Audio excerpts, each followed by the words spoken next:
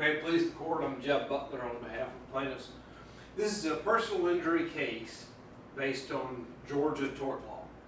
It arises from the negligence of Georgia Power Corporation on the interior of Oliver Dam. And specifically, it arises from negligence with regard to lockout, tagout procedures, where certain equipment is deactivated or turned off before somebody goes down to work on it and then locked and tagged so it can't be turned on accidentally.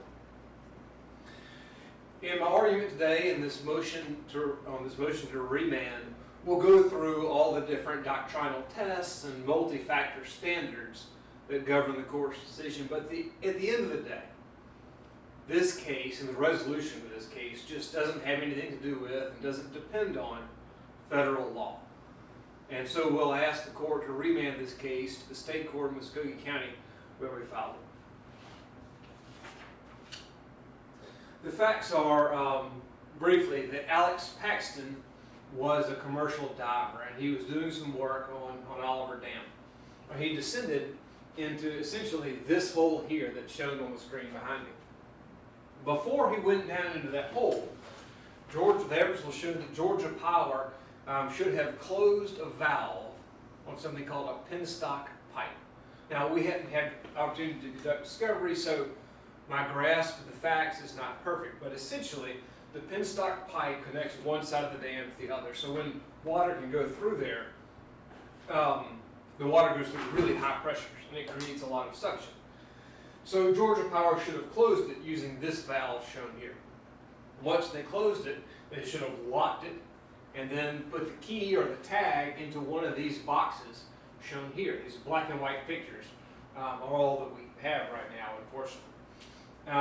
But Georgia Power failed to do that.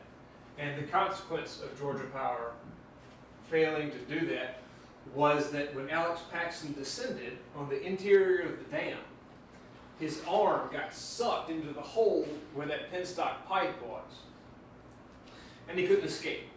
He actually asphyxiated. The pressure was such that he couldn't, when he got sucked in, he couldn't inflate his chest to breathe. So he suffocated on the interior of Oliver Dam. Plaintiff brought this case bringing state law and only state law claims for negligence and premises liability.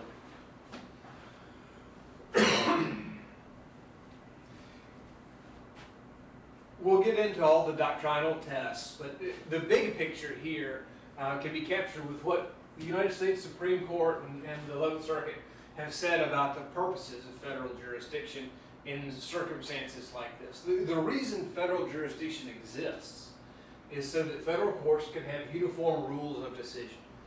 So that for commercial shipping, the law doesn't change as you go from state to state. So that the Federal Energy Regulatory Commission doesn't have to have different regulations for each state. Water release schedules can be done uniformly. Defense contractors like Halliburton, companies that contract with the federal government to provide weapons in Afghanistan, don't have to worry about individual states' tort law. That's the reason federal jurisdiction exists in cases like this, and none of that is affected here.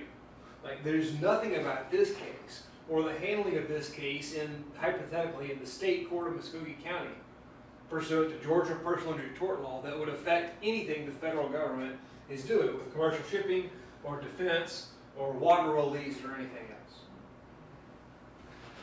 So let's move then to the individual bases on which defendants claim that this court has jurisdiction. We'll start, as they did in their response brief, with federal officer jurisdiction. And federal officer jurisdiction has this three-part test, which we'll get into, but it also has its own sort of stated purpose, pursuant to the 11th Circuit's Caver case. And the purpose of federal officer jurisdiction is to protect the federal government from interference with state operations. So usually the federal officer jurisdiction applies to actual federal officers, people who actually work for the federal government. It can, on occasion, apply to private individuals when they're authorized to act on the government agency's behalf, like a defense contractor who's doing something in Afghanistan or some other theater of war. I just stopped to say that this isn't an issue here. Nothing about this case is going to interfere with the operations of the federal government, whether it proceeds in this court or in the state court in Muskogee County.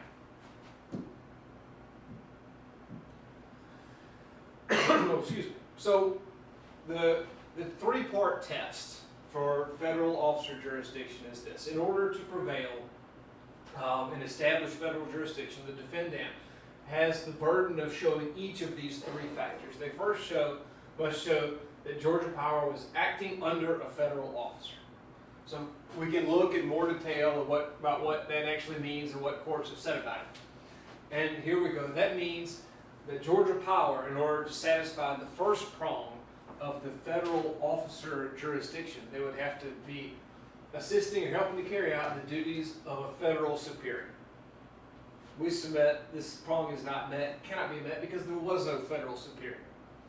Georgia Power doesn't have a federal boss who's directing their every move, so there is no federal superior. And to the extent even that they're subject to regulation, it's not about lockout tagout. They're subject to regulation about how much water they can release, how they can sell power, perhaps, but nothing about lockout tagout. And even if their regulation did pertain to this case and to the lockout tagout procedures, compliance with regulation wouldn't be enough to establish this first prong of the federal officer jurisdictional test. There are lots of entities and people out there who have to comply with federal law, and that doesn't turn them into federal officers. Truck drivers have to comply with the federal motor carrier safety regulations. Automakers like Ford Motor Company have to comply with the federal motor vehicle safety standards. Medical professionals have to comply with HIPAA. I mean, being regulated, even being highly regulated, isn't enough to make someone into a federal officer. And for that reason, Georgia Power can't meet this first prong of the federal officer test. The next prong of the test, it asks for a causal connection, which means it's sort of like a connection between the federal aspect of whatever was going on and the negligent act, or the act in question in the lawsuit. Courts have said the causal connection requires that the act was taken under color of law. So we can look at more closely at that and see what that means. The Caver case, this 2017 11th Circuit decision, says that the second prong of the test means that the court must determine whether the act was taken under color of law, close quote. That's clearly not met here. Georgia Power's people don't wear federal officer badges. It's not like a 1983 case where we're talking about what an officer did, or we're not talking about what some contractor did on the fields in Afghanistan. There's no action under color of law, so this can't be met, particularly not with respect to lockout tagout.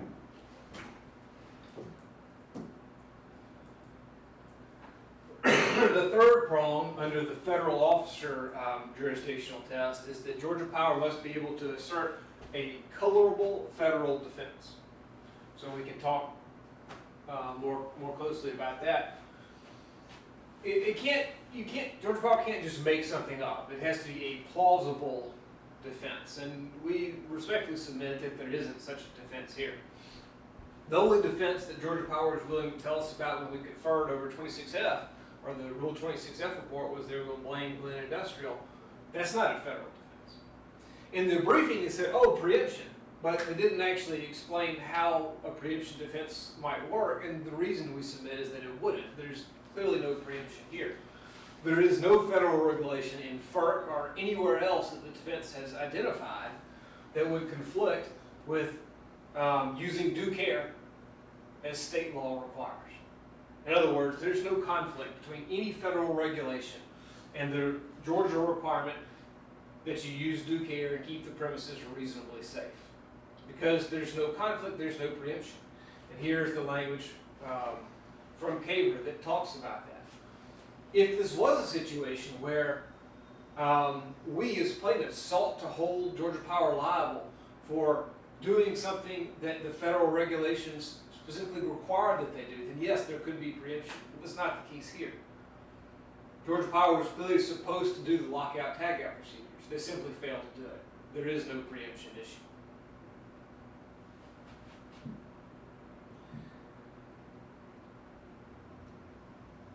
in Georgia Power's briefing, each section, they walk through the doctrines just like we're doing now.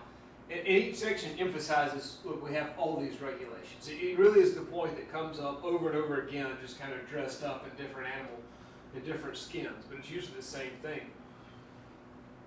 That argument just isn't sufficient to confer federal jurisdiction.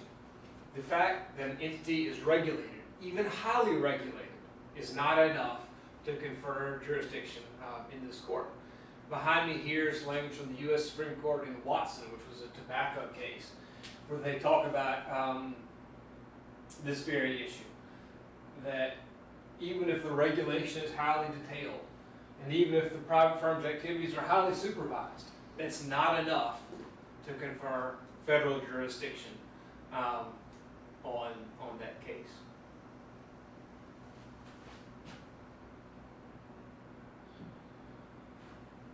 So unless the court has any questions, that completes our argument on federal officer jurisdiction. I'll move to the next alleged basis, which is admiralty jurisdiction.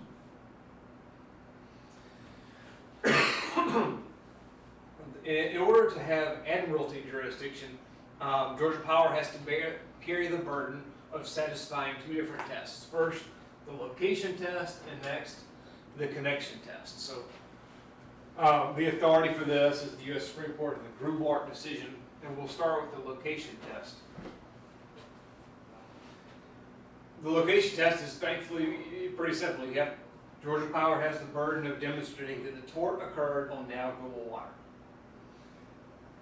And what does occurred mean? Well, we have a definition for that from the U.S. Supreme Court. The tort occurs where the alleged negligence took effect. So here the tort occurs in the interior of Oliver Dam. The interior of Oliver Dam is not navigable water. Therefore, Georgia Power can't satisfy the location test and therefore can't get admiralty jurisdiction.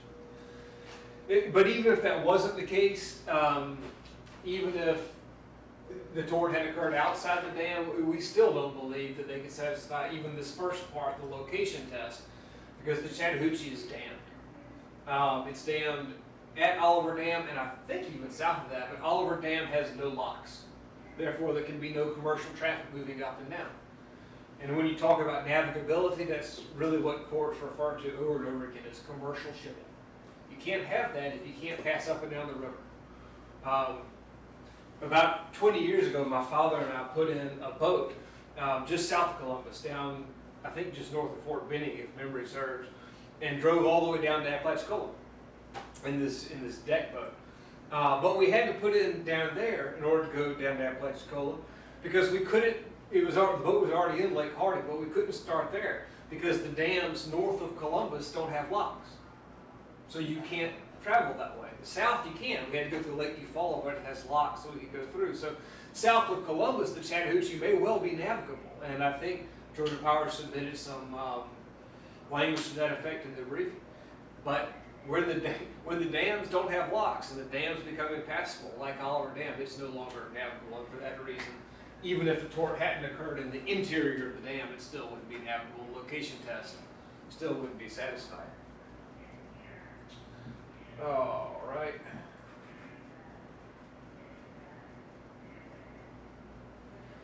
And even if Georgia Power could satisfy the location test, which we submit they cannot, in order to get admiralty jurisdiction, they would also bear the burden of satisfying the connection test. And the connection test itself has two prongs. First, you have to the Georgia Power has to show a potentially disruptive impact on maritime commerce. And by maritime commerce, we really mean commercial shipping as established by this Second Circuit case. Here, nothing about what occurred in the interior of the Oliver Dam had any impact whatever on commercial shipping. Therefore, the first prong of the connection test isn't satisfied. The second prong of the connection test calls for a substantial relationship to traditional maritime activity. It's kind of a similar question, but we don't have that here. I mean, nothing about what happened to Alex Paxton had anything to do with traditional maritime activity, meaning commercial shipping. Georgia Power tries to say, oh, it affected commercial diving, and that's a traditional maritime activity. Well, not really. When courts talk about this, they're talking about commercial shipping. And anyway, everything that happened is in the inside of Oliver Dam. I mean, it just doesn't have effects on anything the federal government needs to regulate for purposes of interstate shipping or commercial shipping.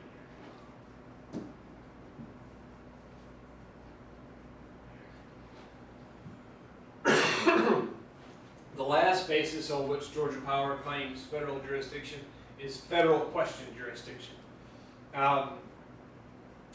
This really asks whether the claims, the plaintiff's claims, raise federal issues, and here they don't. Our claims are all state law. We can talk in some more detail about this. For one, the well-pleaded complaint rule applies, so in order to figure out whether the claims raise federal issues, you look at the complaint, not the defenses, just the complaints, just the complaint.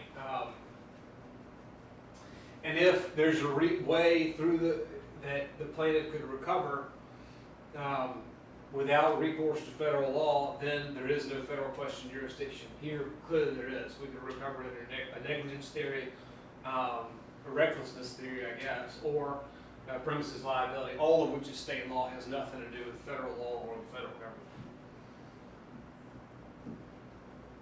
Another sort of aspect of this is what we talked about earlier, that what matters is our claims, plaintiff's claims, not their defenses, not preemption. And here's language to that effect from a misspelled franchise tax board case, which says that a defense, even if the plaintiff's complaint talks about it, doesn't confer federal question jurisdiction on this court. There are 4 prongs to the federal question jurisdiction test. The federal issues must be necessarily raised, actually disputed, substantial, and capable of resolution without disturbing the balance between federal and state courts. It's just not met because there are no federal claims. Federal issues are not raised in the complaint. Georgia Power's sort of counter-argument is they say, well, the standard is set by the FERC license or by some other thing. Respectfully, no, the FERC license doesn't have anything to do with lockout, tagout procedures, and what our claims are is up to the plaintiff. Georgia Power doesn't get to decide that. We do, and we make state law claims.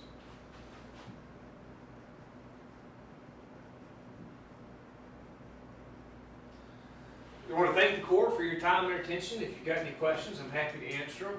Otherwise, I'll conclude by saying that it's been very nice to see you, Your Honor, but this is a state law case. It's a personal injury case brought pursuant to state tort law, and it doesn't have anything to do with federal law. So federal jurisdiction respectfully doesn't exist, and we ask that the case be remanded. Thank you.